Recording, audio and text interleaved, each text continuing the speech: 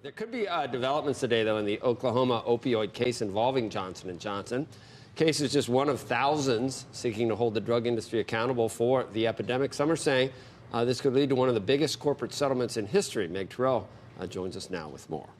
Well, good morning, Joe. We are expecting to learn today when the judge in the Oklahoma trial will issue his decision, expected next week. Now, that decision could have a major impact not just on J&J, but also other stocks of companies involved in opioid litigation.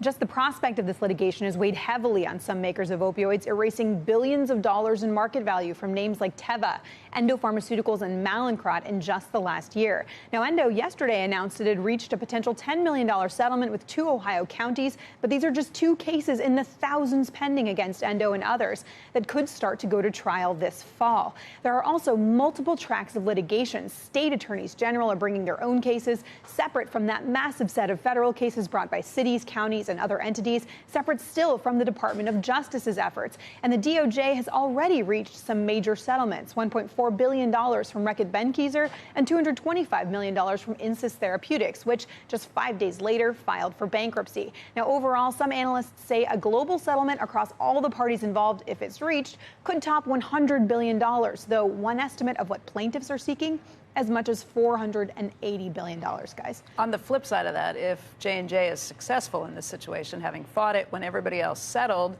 maybe that would have a lot of these stocks rising because you would assume that other companies would not settle with other suits being brought. That's absolutely right. People say that this decision in Oklahoma will have a huge impact on opioid stocks across the board.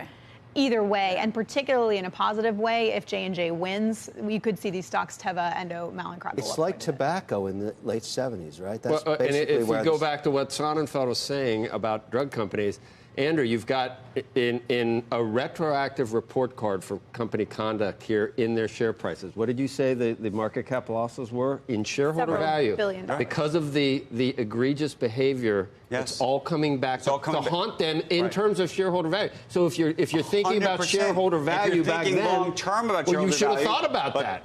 Unfortunately, there were executives who clearly didn't at some point. But it's coming home to roost, and it always will come home to roost. Let me qualify this comment by saying opioid addiction is a horrible thing. However, had you invested at the beginning in tobacco companies during the long litigations and class actions, you've done very, very well. And, basically, conceptually, if you're stupid enough to smoke, I should profit from you. That's the way I look at it.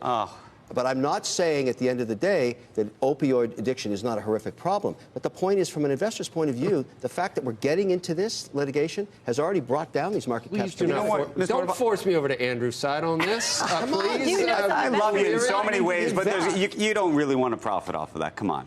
You're telling me my largest position, Andrew, is J&J. It's a 5% weighting. I own a ton of J&J. No. You don't own it because of the opioid. No, of course not. But I'm making a point. I'm going back and looking at history to try and determine what happens in the future. You can't tell me not to do that as an investor. Of course it's a bad thing. Of course.